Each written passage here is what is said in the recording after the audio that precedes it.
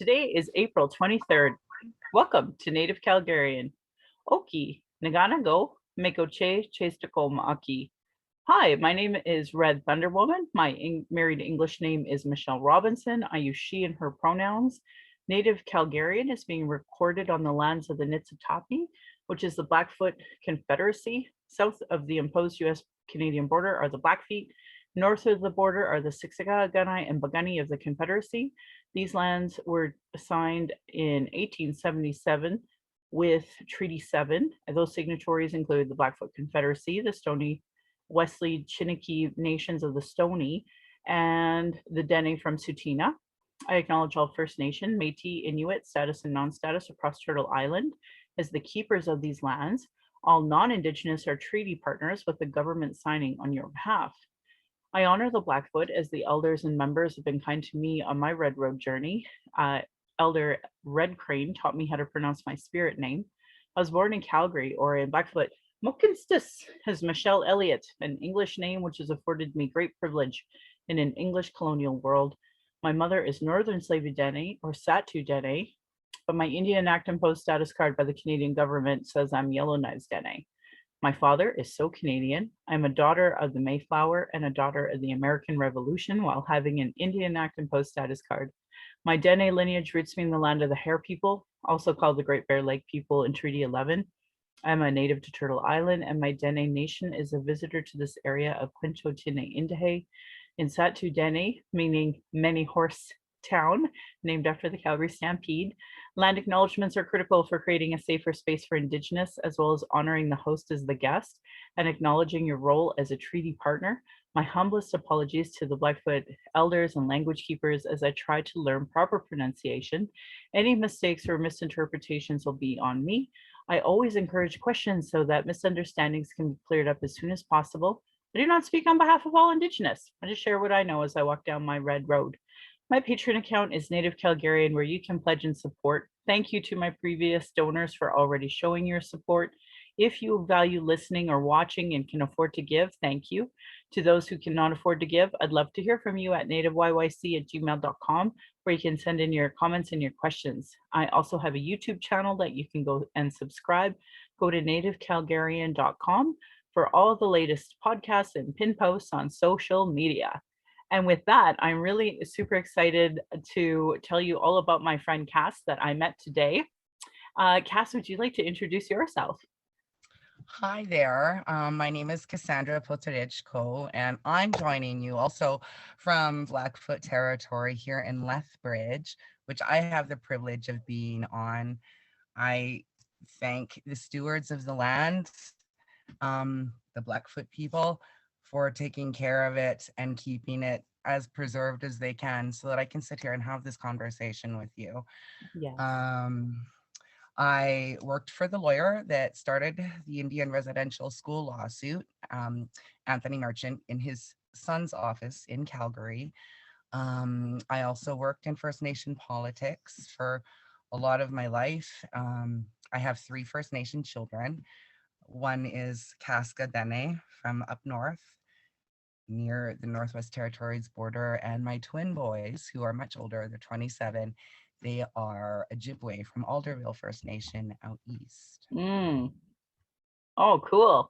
Well, I'm so grateful that you joined me today. So, and it's interesting, some of the things that happen in my life every single day that just, bring me to a moment like this. So last night, just to give everybody context, I was sent a message telling me about a Facebook group that had claims to be a historical group for Bridgeland Community Association or something to that nature. And they posted this really racist reason why, Langevin school name change shouldn't happen and we should keep the name. And I was so outraged at what they had said. Their original post was so erroneously racist. I couldn't even believe it. And then they actually, I don't understand it. Like, it's so clear. And I've tried to engage with these folks before, and they so clearly are committed to misunderstanding.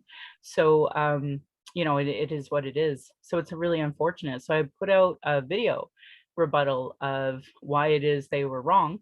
And that I put that out there for folks to watch, and that's how we came to be connected actually.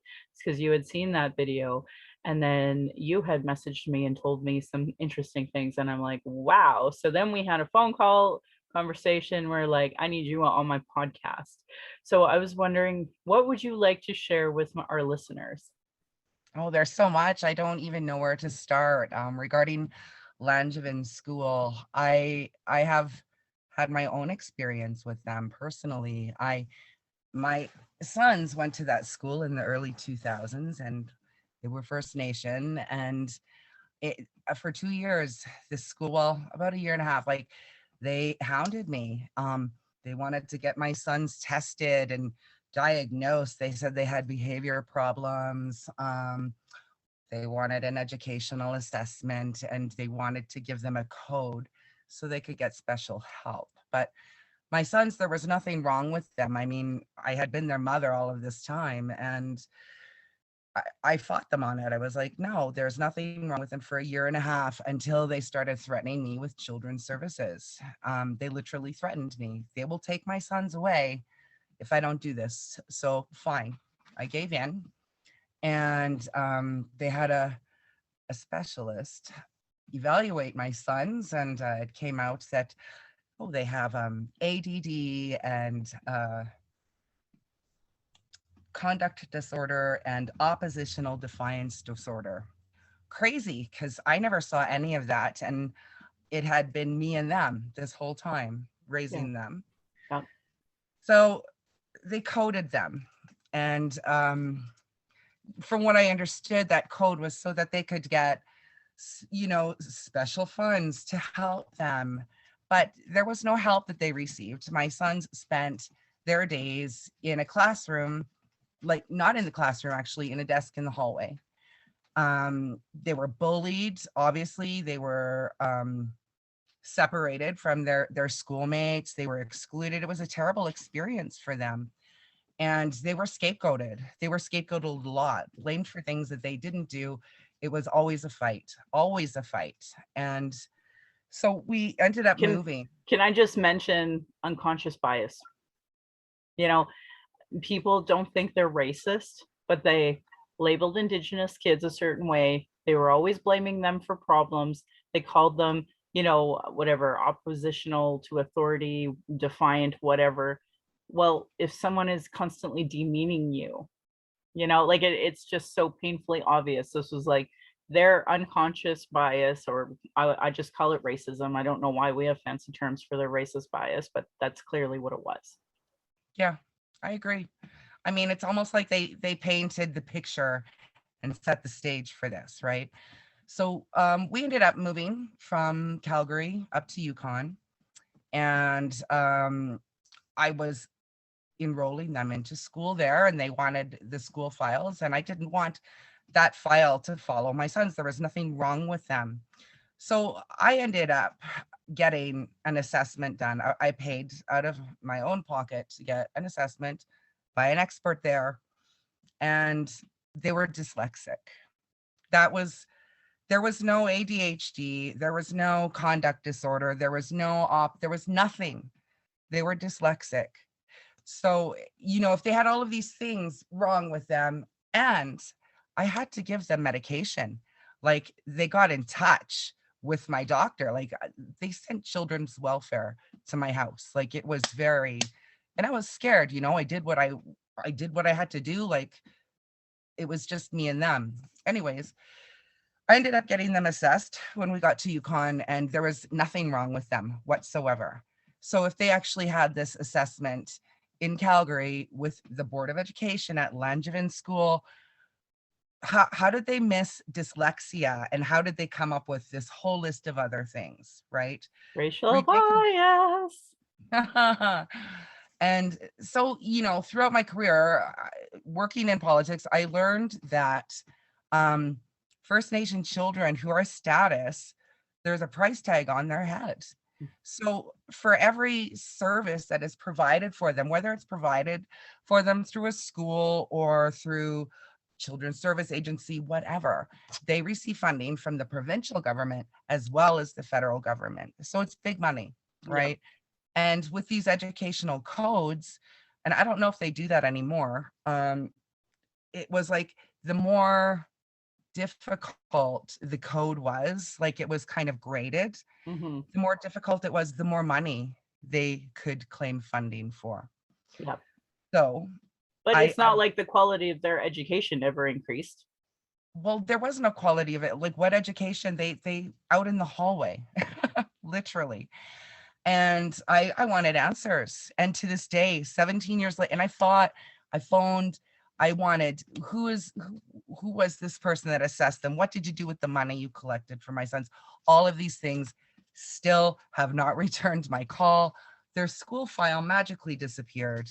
And I didn't even think about it. Like all of this time, so many years later, and I'm a grandma now, those children have children, until I'm reading this post about that Langevin school, and all those feelings came back to me like it just happened yesterday.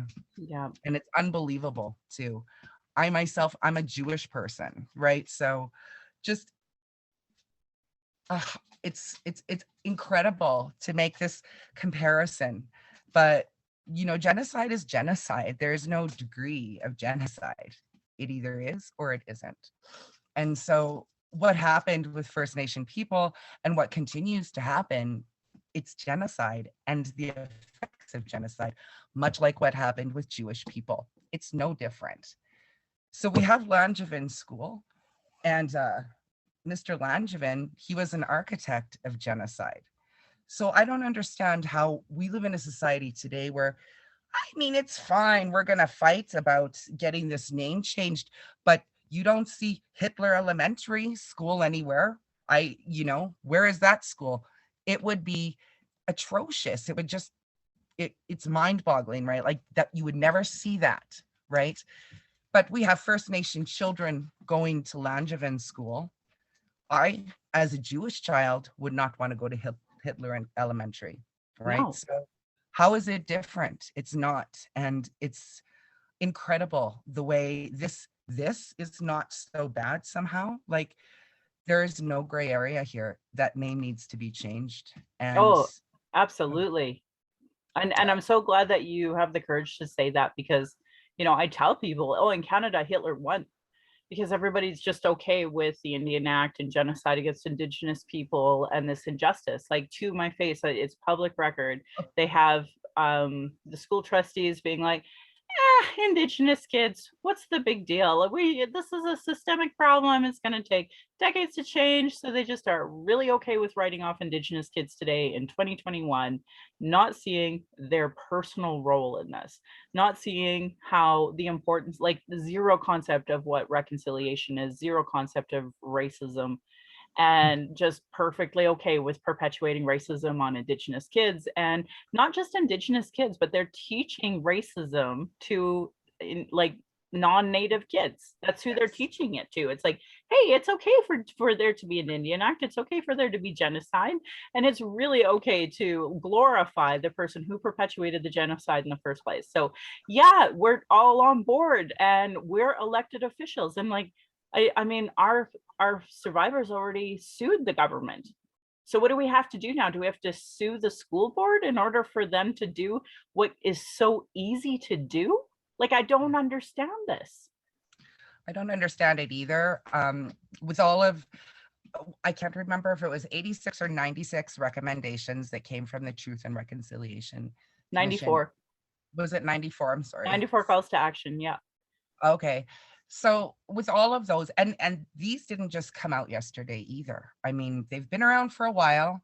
In 2017, they changed the name of the Langevin Bridge to Reconciliation Bridge, I think.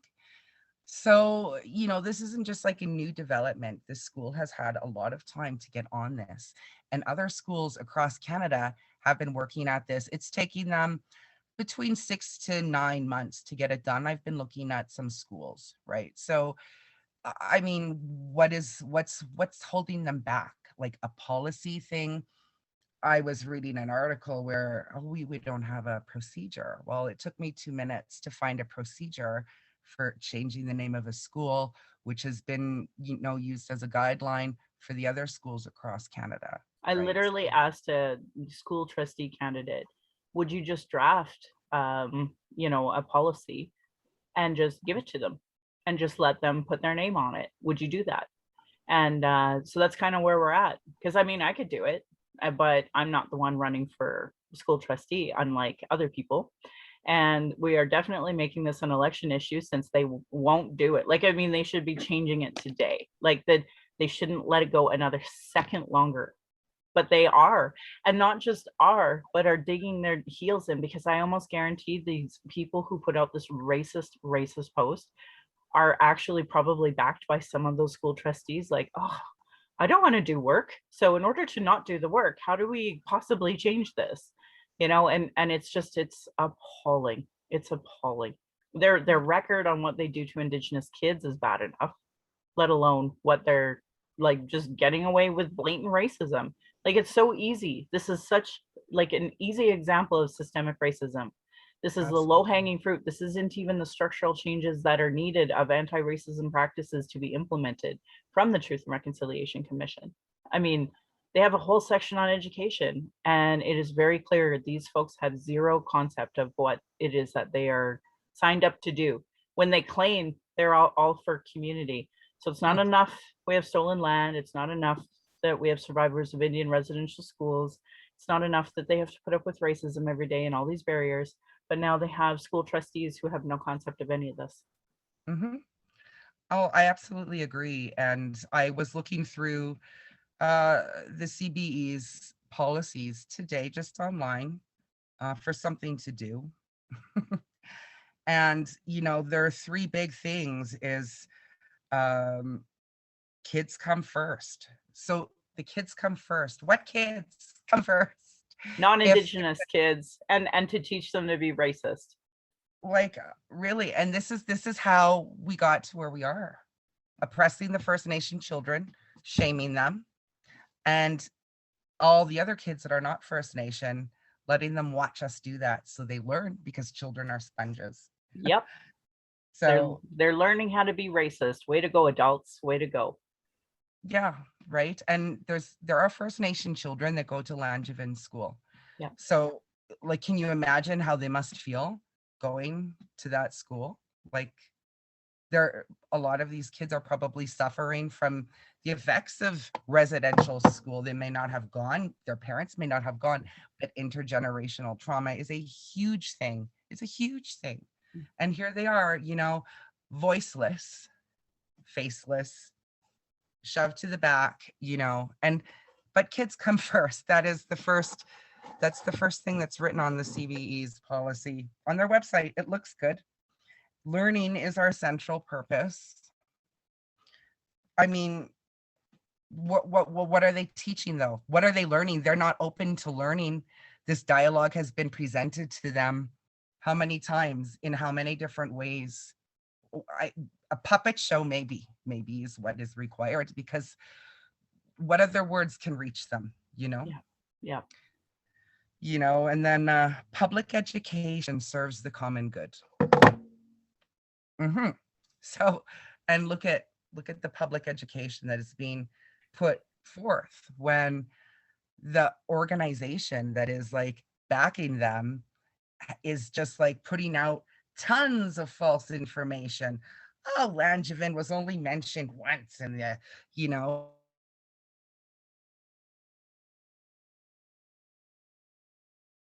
Oh, we lost you. 1 second here. 1 second. The volume is cut out.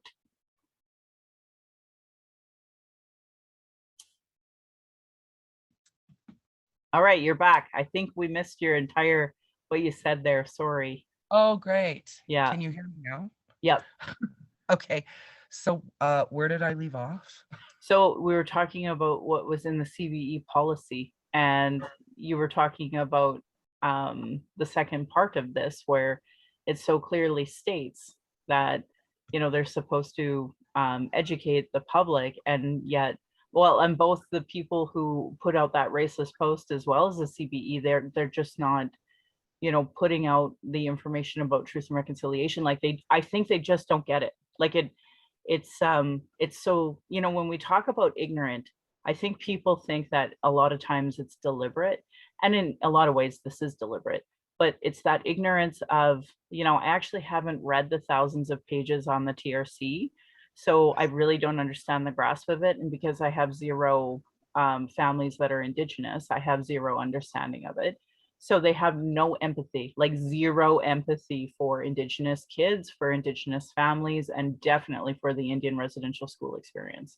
Like zero empathy. It's so painfully clear in all of the public videos that are out there from the CBE, and then the interactions with this one particular organization. So it's really, it's a reflection of our society. Because if you were to read, like last week, that George Floyd verdict came out, and what came from that was very clearly a lack of empathy from so many folks across the way. Like there are still people defending the cop and saying and calling the victim who was murdered by the cop somehow a criminal.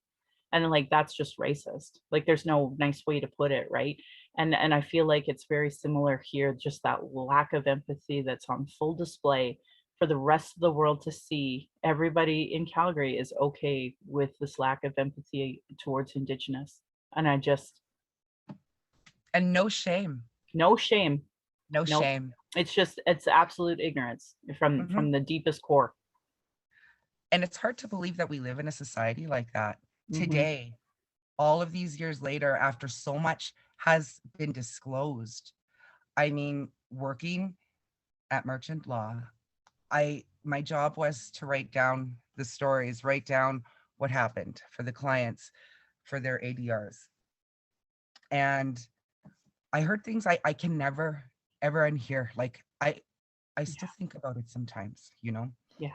And an apology, like what does that, the apology is nothing, you know. Yeah. And the same people that are spouting this crap about, oh, Langevin wasn't so bad, whatever, they're the same people that are standing there telling First Nation people to get over it, right? So, but how can they get over it? Reconciliation needs to happen. It's not just a word. Yeah. It's not just a concept. It needs to happen. We keep victimizing First Nation people by doing this, by Mhm. not making the changes, by being so blatantly ignorant.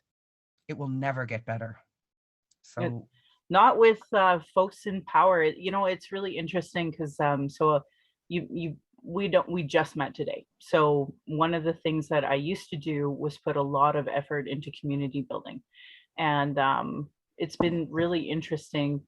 No matter how much time and effort you put into it, that unconscious bias doesn't allow people to like absorb information. So I can literally say the same things to the same people 15 times and they won't hear it. No, they will. It's as new to them the 15th time as it was the third time as it was the first time. And at a certain point, you just realize you're just wasting your time. And the irony is, the reason why I was in these circles to begin with is because people would say to me, oh, how come there aren't more Indigenous people, or even diversity at like, say, community association meetings or other community meetings? And I always joked, I said, well, how are you Indigenous inclusive? Okay, let's do land acknowledgement teachings. Let's talk about she and her pronouns. Let's talk about inappropriate questions to talk to people about their culture. Let's do anti-racism training. And it still was in one ear and out the other, and they don't know. And why on earth, after reading that post, would I, as an Indigenous person or even a person of color, like go, oh yeah, this is the association I want to be associated with? In my podcast, I always talk about how people have to implement TRC through every single club, everything, every organization, all the schools, everything. And they just don't get it. Like it goes in one ear and out the other. We're on, like, I don't know, episode 130 something. And I say this every single podcast. This has been free, available information. I've had a free book club, and we're about to have our 5th year anniversary here in the city of Calgary. And people are still like, though they don't get TRC. That's wow. where we're at. It's deliberate, blatant ignorance. As you said, no shame. And I think that part of that is that colonization, colonialism, it's like, so it's everywhere. It's like everywhere you look, it's in everybody. It's like we need to decolonize ourselves, right? I think part of the problem is like, think if a lot of people really acknowledged the depth of how bad things are and how bad things were and how much needs to be done, they would they would have to change their whole basis of belief, because everybody benefits from colonialism, colonization, but the First Nation people. No First Nation person is benefiting from all of the services that are out there to help them. Those services, they're just built to keep that door revolving. There is nothing substantial, and that's where truth and reconciliation comes in, because everything that we're seeing, it's so token. It means nothing, but it looks pretty on paper. And that is why we're faced with the problems that we're facing, and they're not going away. Mm-mm. People are getting more brazen in their ignorance and more brazen in their hatred. I fear for my son. I had to pull him out of school last year because he was getting very racist comments thrown at him, my little sweetest little boy in the world.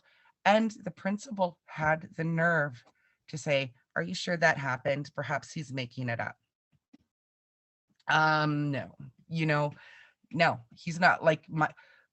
I'm pretty sure my son's not going to come home and say, just for no reason, "Mom, the kids at school called me a dirty Indian." That kids just don't make that up, right? So, and the principal was unwilling to even take action until I pulled him out of school and I made a stink, and I wouldn't bring him back until I met with the entire school board and plans were in place. But, and we need to start doing this and holding accountability sessions. Like, I want to talk to these trustees, and oh, they said that they're working on it. Where are they at? Where's the timeline? Do they have a timeline? Where are they at in their working on it process? No, they We don't need care. to start They doing this. haven't cared. I mean, I was telling Cass, for folks who are listening, like I was telling her, I remember when I was running for municipal politics and I met with the school trustees and we talked about Langevin, and you can tell the moment you're with someone whether or not they have that unconscious bias just by the way they dismiss you. And I knew that right then and there. I knew that from talking to some of them. And it's like, okay, so these people are not safe, so can the school function within that leadership? And then put my daughter in it? No, clearly it's not the case at all. She actually was on a CBC national article talking about the bullying within the school system. And then three teachers actually pulled her aside and talked to her when that came out about how she needs to come to them. And from that moment on, I have never seen such a switch in this daughter. In my daughter, she used to be teacher's pet. It was disappointing when she didn't make the teams, but there was no other, stuff to do when it came to, um, extracurricular activities. It was just she didn't get in band. Like it was it was one of the worst experiences actually for our entire family. So when she actually prayed for her to not go to school anymore, and then the pandemic happened, and I felt really stupid as her mother that I just didn't pull her from school sooner, because it was clear. Like there was one day she showed up for school and the gym teacher marked her as absent, even though Sam came home and told me about a conversation they had. And so obviously they just didn't care about her in any capacity. And as a mother, how do I send my daughter to a place where I know they just don't give a flying fuck about her? So I couldn't send her there anymore, and I was disappointed in myself that we didn't pull her sooner. But it was an awful experience for her, and I will never recommend the CBE for any child. And what the worst part is that I believe in public education, so I want to see positive um, not just curriculums, but atmosphere, safe atmospheres, not in atmospheres that are not just create learning, but thriving. I loved school, and now my daughter hates school. Great, thanks a lot.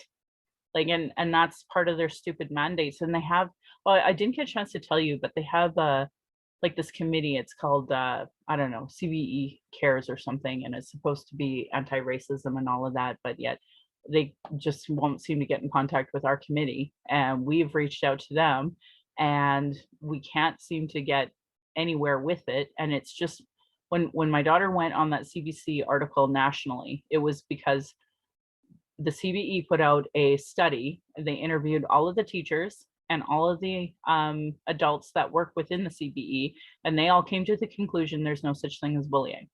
They never talked to a teacher or a student. They never talked to a family. It was just decided arbitrarily that they have no bullying.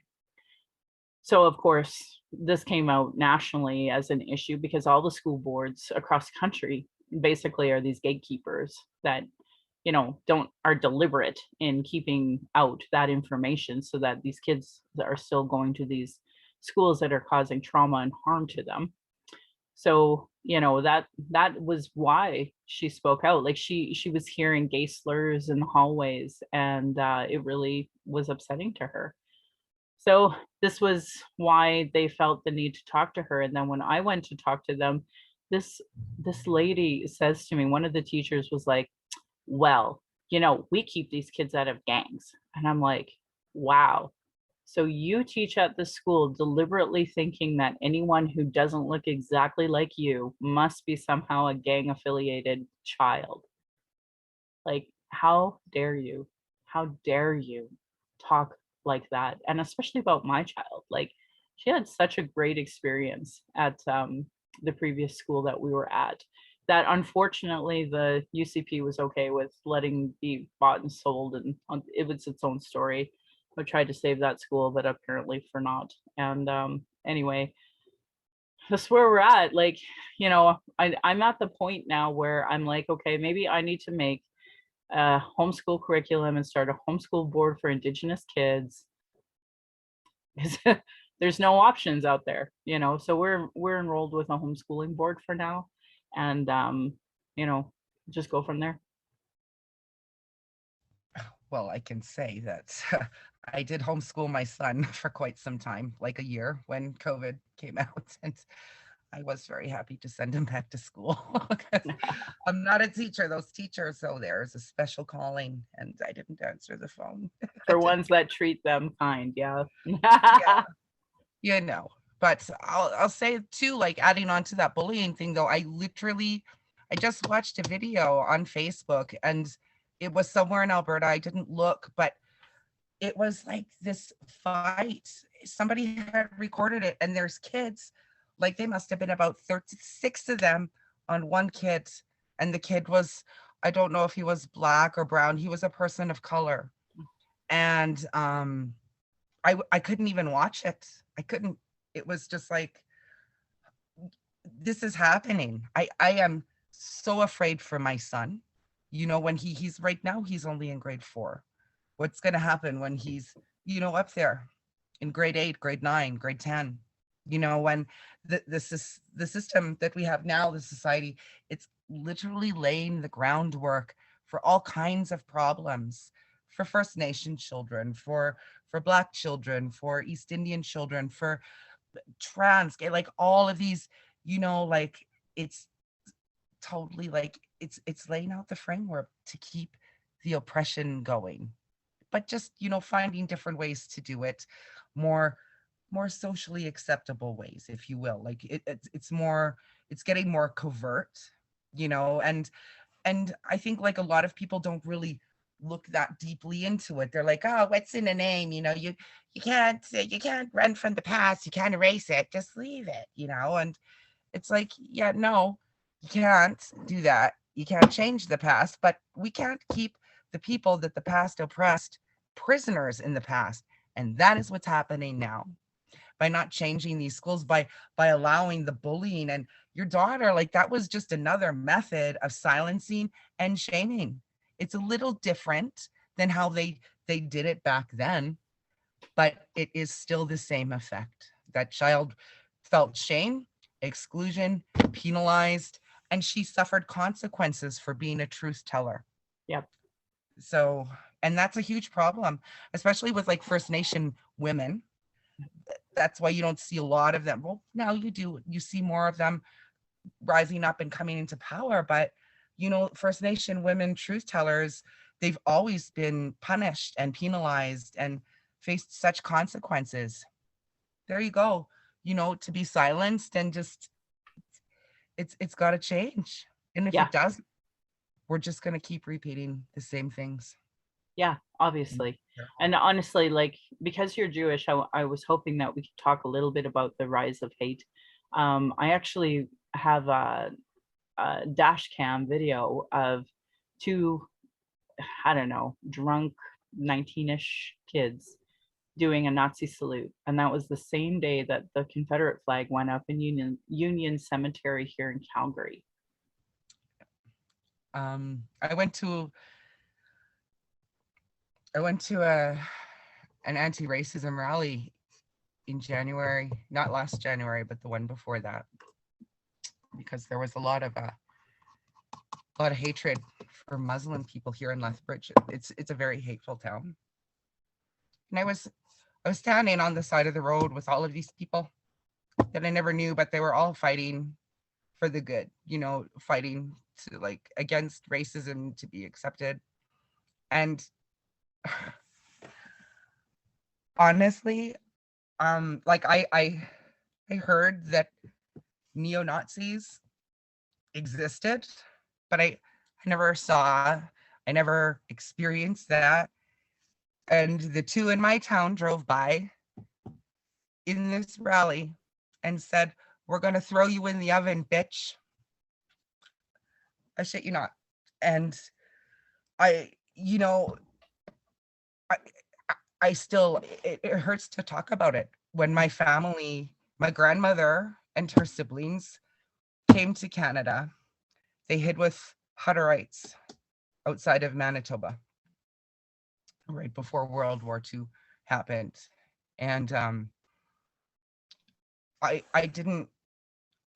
grew up not even knowing a lot of who I was. They lived in shame. They changed their names. There was so much of the culture that they didn't practice. And, it took a lot of work to find out who my family was, who their real names were, DNA tests. Like I did a lot of work. And then, here we are in Lethbridge, like how many years after World War II ended. And I don't mean to keep ripping on this town, but it's a hateful town and people here are just real proud of their hates. Yeah. But to actually, there literally are Nazis there. There's Nazis out there like doing that salute. And I can't believe it. I can't. I know. So where do I even start with this? So I moved to Sylvan Lake, and in Sylvan Lake down south of there is a little town called Caroline. And during the 80s, they used to have neo-Nazi rallies. And there was this Jewish Holocaust survivor that had the biggest fucking balls on the planet and would go out there in his concentration camp uniform and protest it by himself. Like, that's ballsy, man. I have the deepest respect for that. And I didn't understand it at the time. And the irony is I found out from my dad just recently that my grandfather served in World War II and fought Nazis. He even got a Purple Heart. I'm like, so why doesn't every single person in our family know this story, Dad? I mean, I just inherently know Nazis are bad. I mean, I grew up on Wonder Woman propaganda. So, I knew Nazis were bad. I knew every September 11th or November 11th, we acknowledged the Remembrance Day, the World War I and II.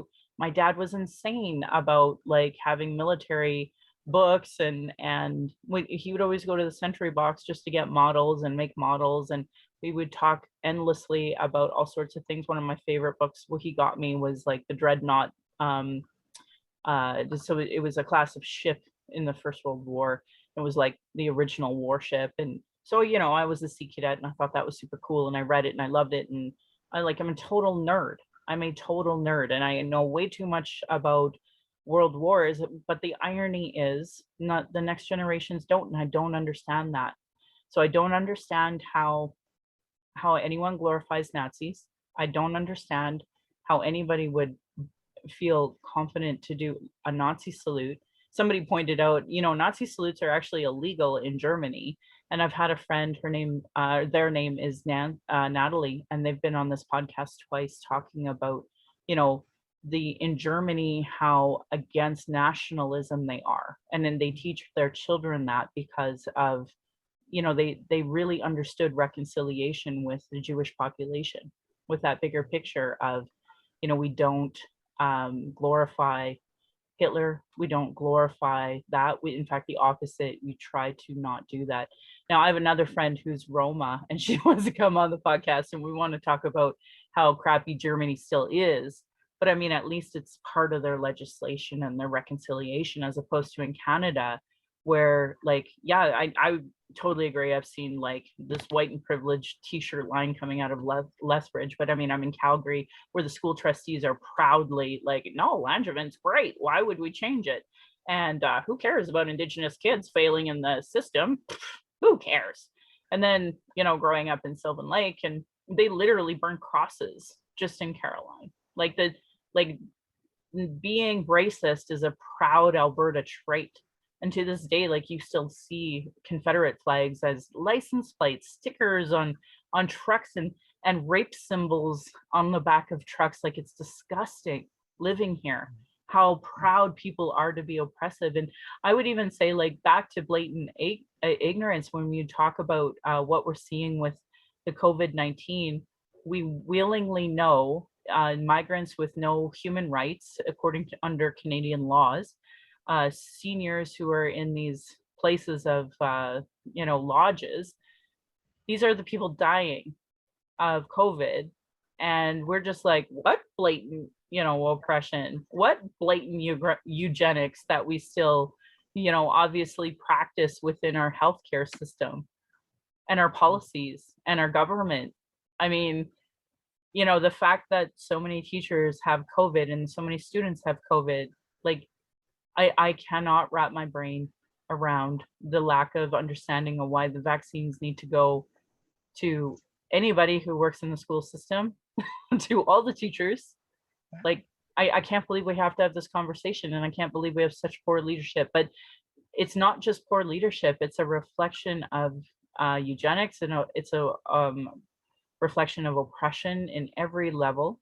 Like, our premier today was the former immigration minister federally, who set up the policies that basically allow, modern day slavery with migrants. Like, this is fundamentally wrong. This is true. And adding to that, our premier, he was asked to apologize. Can you hear me? Okay, good. So he was actually asked to apologize for Canada's role in the British home children tragedy. Like, that was a whole thing too. Like, children were literally trafficked on in. And to this day, he still has not, where the other countries involved have. We also did a whole thing right before World War I started with Ukrainian immigrants. And my family were Ashkenazi Jew. We are from Galicia, which is the part in the Ukraine where all the Jewish people, we survived. I don't know how, but anyways, in Canada, right before the war broke out, the government rounded up all of the Ukrainians that were here, and threw them all into like internment camps where they did slave labor. Many of them died, and when the war was over, they let them out, but they had already taken everything they owned, their homesteads. They had nothing and no way to get back there, right? So, and then when I think it was Diefenbaker, when he got in, he literally destroyed all of the records. So, I mean, Canada is really only admitting to 14 of these camps, but there's closer to 24 of them, but no records. So, It's ridiculous. And we just keep on finding more ways to keep doing this over and over again. It's not as blatant as it was, but it still is happening. The same things over and over again. Well, and I think it's important you brought all of that up because we've been talking about my next guest. She was talking about the Alberta Curriculum, the new draft that they put out. That's just ridiculous. And this is part of the reason why I don't mind pulling my daughter from school, because it's unprogramming the falsehoods that they teach, but also actually trying to give her real education about some of the oppression that, that has been experienced here. And by the way, so my dad is from Yorkton, Saskatchewan, and there was a lot of Ukrainians in that area. So there's so many roots to talk about Ukrainian and Jewish connection here in the prairies, and it's Yeah. just back to the migration policies that they had at the time in order Mm. to cultivate the land and start extracting resources from indigenous. So and it's awful because I think like our people always welcomed people with the best of intentions and taught them how to live here. And well, like I mean, nobody wants to leave their ancestral lands, nobody. So Oh, I have always had an understanding with refugees differently than most people, because my dad on his side, we're actually from all the way from the Mayflower, if you can believe it. So um, wow. now that we're going to be moving, actually, this is the first time I told anybody on my podcast, but we're going to be moving, and I'm going to, once we get settled, I'm going to focus on trying to unpack and get the paperwork needed to show all that, because I'm sad to say it takes a lot of paperwork to prove all of these things. I hate it.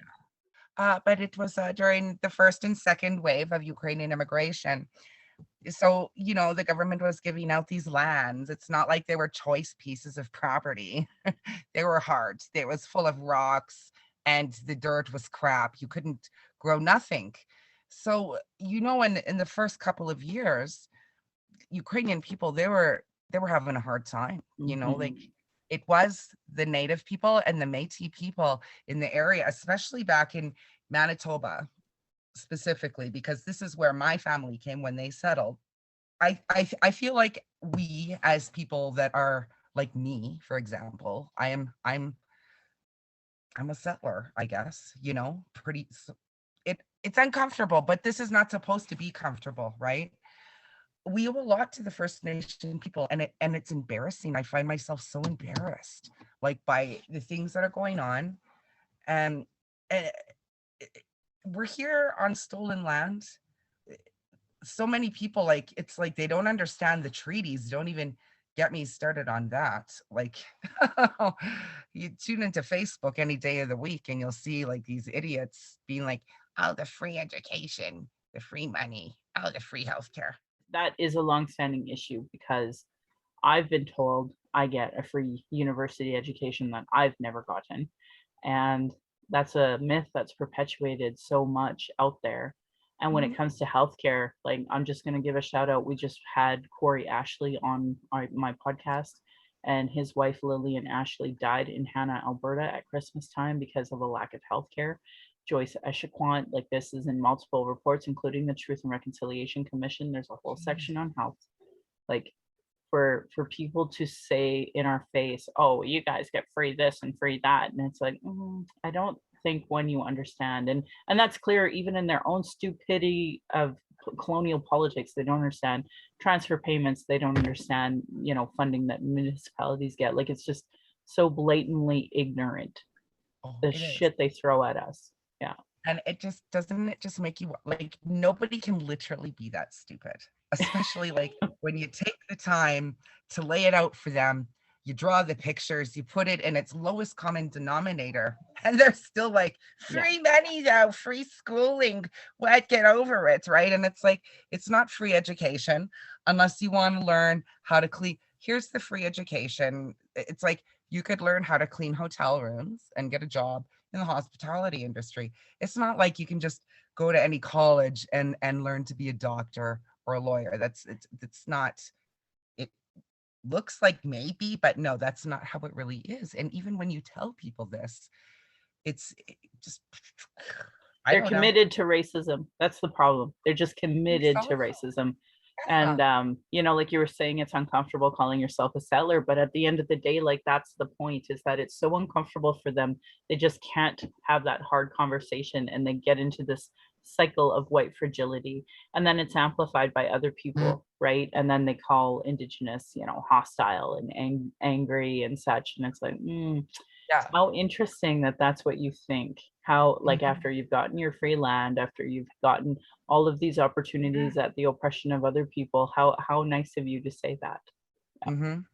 Well, and mentioning white privilege to racists, it's like throwing holy water on somebody that's possessed. Like I it's like, know, right? Like I know, the it's so fight is on, pathetic. right? And it's like I'm not ashamed to say, like I recognize the privilege that I have, and it's like the people that are like really benefiting from that oppression, they have a real hard time like spending that privilege on things that really matter, like Well, being up the BIPOC community. you know, Like, the fact is, the people that are putting their effort towards writing letters to the Calgary Board of Education to keep the Langevin school name, like that effort is the effort they should be putting into reading the Truth and Reconciliation. That is the effort they should be putting into engaging with Indigenous people. That is the effort that they should be putting into doing positive, constructive things. But instead, they're so committed to racism that they're writing to their school trustees to say, hey, can we still uphold the white supremacist system and continue to perpetuate trauma and genocide on Indigenous kids? Let's do that. Like, I totally want to be on that side. And that's what they sound like to me. So absolutely. yeah. Like even reading what the historical Bridgeland Society, like I could not even get through I think it was a 6-minute show that you did. Was it 6 minutes? Maybe. Yeah, that sounds about right. I just did a I got to, rebuttal video. I don't know how long yeah, it was. that one. Yeah. Yeah. I I got halfway through it and I had to take a break and shut my computer because I was so angry. Like I can't believe this society, which I mean, they're out there, it's Bridgeland, the things that they had said, and it's like any idiot knows this is literally not true. Like it's not true. And the wording and the tone, that was like a whole mood, right? And no shame, no shame. I I I just don't understand how you could be like that. And I'm pretty sure somebody has told them along the way, someday, on a Wednesday, on a Friday, I don't know. Hey, we don't say those words. Hey, the name is bad because this happened. It's probably not a new memo that's being circulated now. So how can they like what are they thinking about themselves at night? Like, I don't get it. I I don't get know. it. I know. And it's pretty bad. You know, I really appreciate you being like really enthusiastic actually about helping us in any capacity. So just gonna plug it out there for people who've never heard before. You know, we have a Facebook group for folks that are committed to being a part of the committee of doing something positive. There are people in there who I think are just there to, like, you know, be supportive, but I'm not gonna lie. People who don't act are not allies. It's really that simple. We have a Facebook page. On the pinned post is the petition. So, and we don't have to do a petition. It's actually insulting that to have anyone suggest we have to do it, because we have thousands of pages that and millions of dollars that have been paid out to tell everybody in Canada this was wrong, and we shouldn't have to do a petition. Like, it should literally be seen as part of every sports organization, community association, historical society, whatever. It is your job to look at your organization and institute anti-racism practices and Indigenous education. And if you're fighting for racism and genocide, you are part of the problem. 100%. Nicest way to Full say it. stop. Absolutely. And you shouldn't. That's the thing. Why are we still here where it's like I don't know. I'm going to finish my closeout here, and I encourage you to pipe in if you hear anything that you want to elaborate on. I'm proud that this podcast has given solutions, including cultural safety training, cultural first aid, in every one of them to create a safer place for Indigenous people, people of color, those with disabilities, LGBTQ2+ to speak. I want to say thank you to authors Cheryl Ward, Chelsea Branch, and Alicia Frintkin for heretohelp.bc.ca for what is Indigenous cultural safety and why I should care about it. Their work are like cultural action tools. I've said over 100 times in my podcast, so please support work that is a part of your reconciliation work and settler understandings. I'm just lucky enough to highlight it and repeat it here. Internalized racism or lateral violence is another form of violence Indigenous and marginalized folks experience by the structure of racism imposed on these lands. So you can go to Donna Bevins has racialequitytools.org and has what is internalized racism. Thank you for doing that work. If you were to go to the American Friends Service Committee, they have resources of do's and don'ts for bystander intervention from that moment that you actually see somebody saying something absolutely awful to my friend Cass, like, oh, you should go into an oven. Or if you see a person with a hijab getting ripped off, these are things what you should be doing. If you see or experience racism, report it to Act to End Racism or text at 587-506-3838. Indigenous have been sharing our issues, sharing our traumas in reports, commissions, and public hearings, just so it can be regularly disregarded. No more. Honor our words, honor the treaties. Listen to politicians and their policies and platforms. If they don't recognize the marginalized with their budget, with Gender Equity Plus, if they're cutting violence prevention programs and services, Indigenous education, uterus health choices, gay-straight alliances, have a lack of human rights for migrants, immigrants, folks with disabilities, or don't support childcare, know that your vote for those people directly negatively impact marginalized people. Demand that they implement the Truth and Reconciliation Commission calls to action, the recommendations of the Royal Commission on Aboriginal Peoples, the multiple reports on child welfare reform, violence prevention, and now 231 calls to justice from the National Inquiry on Missing and Murdered Indigenous Swimming. Denying these reports is a form of abuse called gaslighting. Our people are experiencing extreme racism in the educational and health institutions, as well as the justice institutions, with multiple reports that say the same thing. Demand change from election platforms and policies and politicians. They don't understand colonialism, racism, privilege, sexism. They have zero business running. Should be understood by all parties, local politicians, community organizations, sports clubs, historical societies. A really great article I said out loud is Truth Before Truth: How Non-Indigenous Canadians Become Allies. If you're experiencing emotional distress after hearing anything we talk about and want to talk, you can call the First Nation and Inuit Hope for Wellness helpline at 1-855-242-3300. It is 3310. It is toll free, open 24 hours a day, 7 days a week. You can also text at hopeforwellness.ca. For more assistance for missing and murdered Indigenous women, girls, and Two-Spirit, you can call 844-413-6649. It is national, toll-free crisis call. For non-Indigenous, you have distress centers, usually functioning 211s, or for toll-free 24/7 information, you can call 833-456-4566. If you see or experience racism, Interact Racism, or text at 587-506-3838. And I want to give a shout out to lifevoice.ca for multiple LGBTQ2+ crisis supports, from peer support to youth support to Kids Help Phone. Violence is my everyday reality. Every Indigenous generation has faced it and continue to face it. That's why I started this podcast, to speak freely, without interruption, without tone police, without leadership shaming, without gaslighting questions, as many people don't want to hear Indigenous opinions, but sure want to tell us theirs.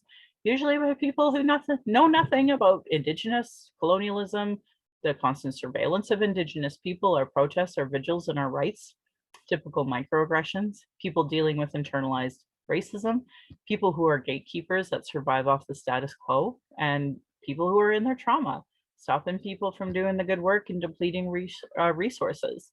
Internal and external racism is an everyday reality for Indigenous people. I want to say thank you to my ancestors, my granny, my mom, my aunts, my uncles, of what strength looks like through your example. I want to thank my dad for teaching me to be strong and blunt, my stepmom for showing me what a proud culture is through her Austrian family and roots, and teaching me to be a proud Calgarian. It is through her I am a second generation proud Calgarian. I want to say thank you to my husband, Darcy, for producing and editing this show. He's been my husband, childhood friend, father of our child, and support down my journey of the Red Road, and has witnessed decades of racism and sexism. To our child, who we are blessed to learn from daily, we are honored you chose us. You give me daily accountability to be a better and stronger person. I hope my daughter and my family will be proud in the future of trying to discuss these present day issues.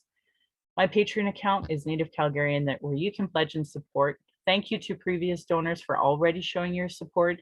If you value listening or watching and can afford to give, thank you. For those who cannot afford to give, I'd love to hear from you at nativeyyc@gmail.com, where you can send in your comments or questions. I also have a YouTube channel where you can subscribe, and you can go to nativecalgarian.com for the latest podcasts and pin posts on social media.